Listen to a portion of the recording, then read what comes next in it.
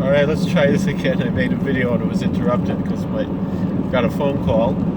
I'm trying to make a brief video or audio recording that I'll put up on YouTube because there's not much to see here. In reference to some comments that were made on Twitter about the Satmar Rebbe, the holy Satmar Rebbe, vis-a-vis Zionism and the Holy Land. And there are two statements that are made. One is that the Satmar Rebbe, and they're both false. One is that the Satmar Rebbe discouraged people from going to the Holy Land, to the land of Israel, to Eretz Israel. And the second, and that's false. And the second is that he, meaning to escape the Nazis, and the second is that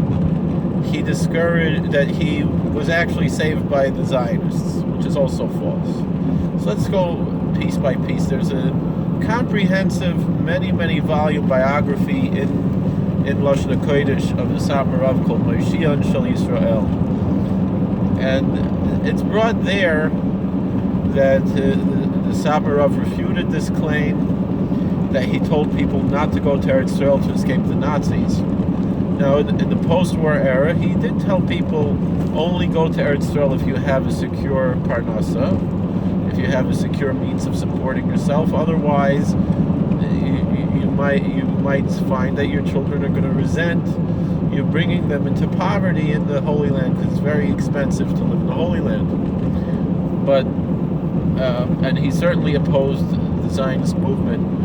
And the Satmar Rebbe said, to escape the Nazis, definitely you could go to Eretz Israel or to America or wherever you're going to go, or to Switzerland, as he first did, and then he went to Eretz Israel, and then he went to America. But don't go with the Zionists.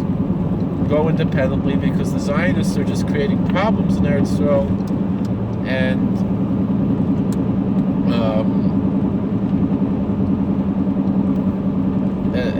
because of this,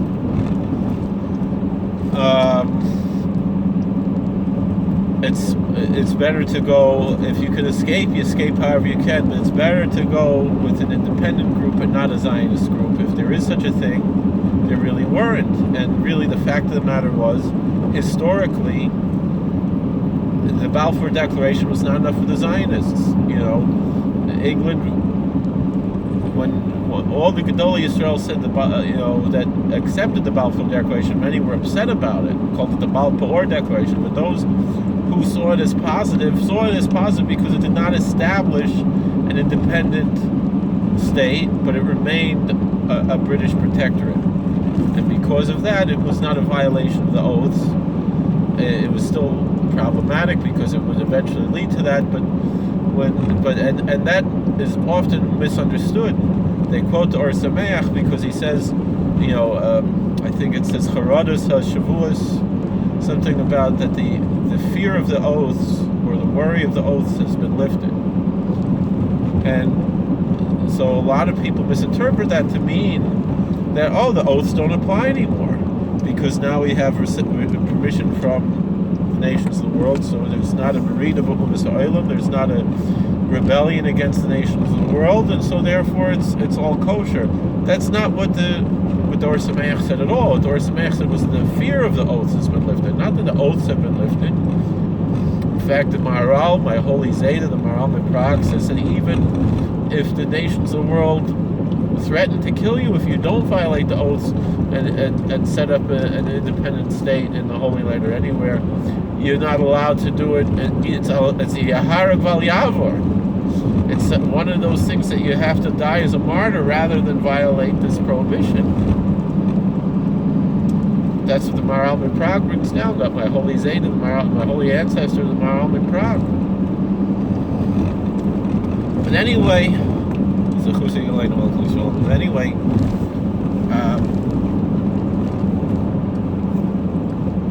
when it comes to this aspect of what we're talking about, the Satmar Rebbe, he said, and so this question with the Or Sameach, he said that when he said that the fear of the oaths was lifted, it means that the fear that this would be a violation of the oaths because it would establish an independent state. That was the fear, but because Balfour Declaration did not establish an independent state, that's why the Ohr Sameach said that the fear of the oaths was lifted, because it was a fear that the oaths would be violated, not that the oaths themselves were lifted in any way.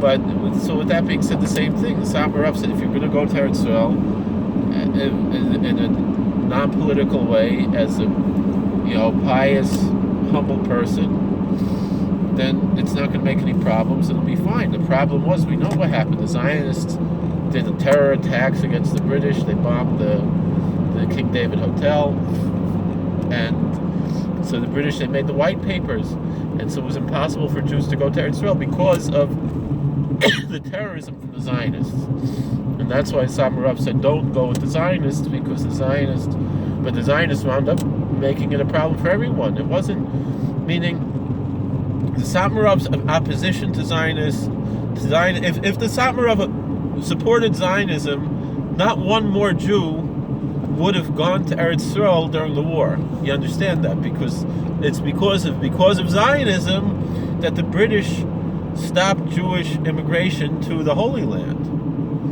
And so if they would have followed Satmar Rebbe's way, then theoretically all 6 million could have gone to Eretz Israel. I mean, Bibi Netanyahu was talking about that when he said that the Mufti of Yerushalayim was the one who gave Hitler, Yimach Shemoy, the idea of the final solution to kill all the Jews, because originally Hitler wanted to send all the Jews to Eretz Israel, and the Mufti would have accepted them if they were not Zionists, if they were coming as dhimmis, if they were accepting that they're not in charge, they're not trying to make an independent state. Then it's part of Islam is to have zakat and to have mercy on refugees and things. So he would have accepted them, but because they were not accepting the Dar al-Islam, the Haredim were, but the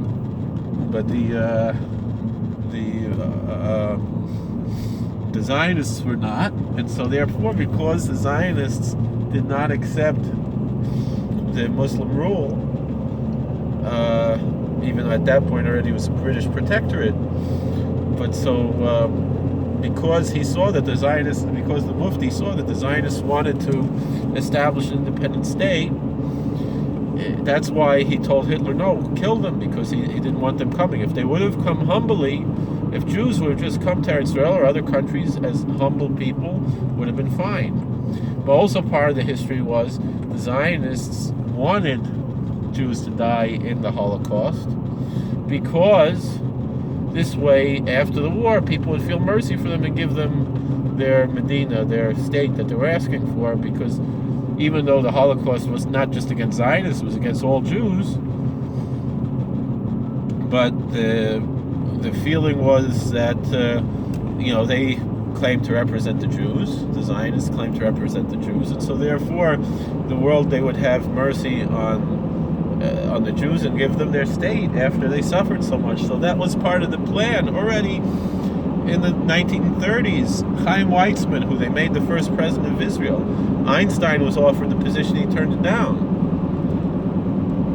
Weizmann wrote in the Young Judea magazine, it was published, that he wanted the religious Jews to die because they would be dust on the wheels of history, and he didn't want them turning his Tel Aviv into a low-grade ghetto. That's the kind of Jew haters that the Zionists are and were. That they supported the Holocaust because the whole purpose of Zionism is to take Jews away from Judaism, to water down Judaism to the point where people, or to make also, they have the government mixed in with the religion. This way the non-religious people resent it and they're not interested in religion, which is true. The non-religious people in Israel, they highly resent the chief rabbinate and so forth. So because of these things, and that's all part of the plan, is that so Jews should give up Judaism as a religion and transform the Jewish identity from a religion, which it really is, into some kind of a racist nationalism. So that was that. So if they would have followed Satmar Rebbe's way, all 6 million would have been saved. Because the other thing was the Zionists pressured all the other countries not to accept any Jewish refugees, because if they did, that would also undermine the Zionist ideology. And Rav Weissmandel, the Chossi Yagolenu from the Nitro Shiva, he explained this very clearly in Meina Meitzar. Now, the next claim is that the Satmar Rebbe was saved by the Zionists because he was on the Kastner train, and that's how he got to Switzerland and was saved from the Holocaust because of the Zionists. Now, first of all, Kastner was hated by many of the Zionists. The right-wing Zionists considered him to be a traitor and a Nazi collaborator. Ben Hecht, who was a brilliant playwright, screenwriter, wrote a book about Kastner. It's called Perfidy, exposing the evil of the Zionist left. Now, he was a right-wing Zionist, but he was exposing the evil of the left-wing Zionists. Now, how did Satmar Rebbe wind up on the Kastner train? Kastner didn't want him there. It was a whole story. There was a dream and all these things. And not only that, but Kastner was going to send them all to Auschwitz. Satmar Rebbe, everybody. That was Kastner's plan, was to send the Satmar Rebbe and all the people on that train to Auschwitz. It was supposed to look like he was rescuing the people, but it was actually not. And the thing was in the end, it was because of the Satmar Rebbe's Shtadlonis, because of his work, that the train was sent away from Auschwitz. And first they went to Bergen-Belsen for a while, and then they finally went to Switzerland. And that was because of the work of the Satmar Rebbe, with the influence that he had, and how he was able to talk to the officials there, and it was the Satmar Rebbe who rescued all of those Zionists and secularists who were on that train. Also, it was only a handful of rabbis, and it was many secularists who were on the train.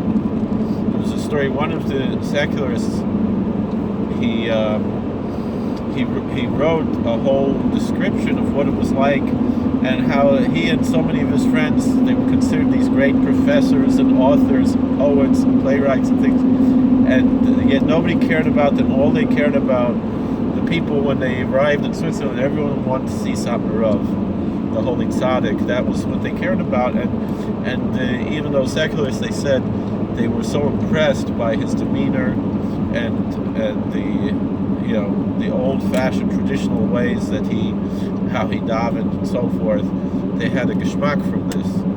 So, but it wasn't that the Zionists saved the Satmar Rebbe. It's the opposite. The Satmar Rebbe saved the Zionists on the Kastner train, because if it was Kastner's way would have gone through, and this has been proven, they would have all gone to Auschwitz, and they were scared they were going to go to Auschwitz, but they didn't. So that's the true history about what happened. Now, as far as Hungarian Jews, including anti-Zionist Jews living in Eretz Israel, Bati and Garin was there before the Medina was Miaset Gevoren. Reb Arla wrote, who came from Satmar. I know he didn't get along really with Satmar Rebbe that much, because he had a different approach, and Chassidus and stuff, but now Toldos Zarin and Satmar are the best of friends. But the thing is, Reb Arla wrote, the Shomer Munim, he was from Satmar. He was anti-Zionist, Hungarian, and he moved to Yerushalayim and set up a Hasidic court in Yerushalayim. That was very, very frum, and that's an ehrliche, old-fashioned Yerushalmi court, but they're not Yerushalmis from the Talmidei Agra. They're all Hungarians, the Toldos Zarin, the Barlach, So that's the So historically there were, and now a lot of them came. People who are now Toldos Zarin Hasidim, a lot of them, they came after the war. It's not so many that were actually by Reb Arla himself. But I remember Daniel Frisch, he was a regular, more modern Hungarian. He grew up, but he wanted to be very frum all his life. He was always Orthodox, but I'm saying he wanted to be frummer, And then he came to Yerushalayim, and he became like a Yerushalmi or a Baralach, and he was a big kubel. It was interesting because he had a brother who was modern Orthodox, a professor, a doctor, and they remained good friends. I saw pictures of them together. I remember Daniel, a very holy person. These are things to Daniel Frisch, was a big tzaddik. I used to eat in his house when I was a bacher and learning Yerushalayim. But and the same thing, the Satmar Rebbe on Rehov Yoel, I believe, was also there before the Medina. So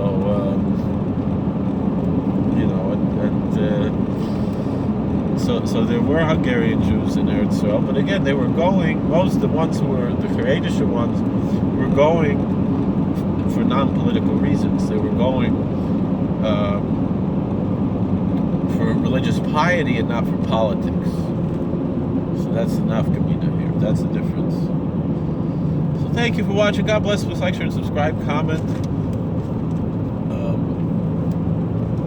And hit that bell button, and we'll try to make more videos. All right, God bless. So not turning on.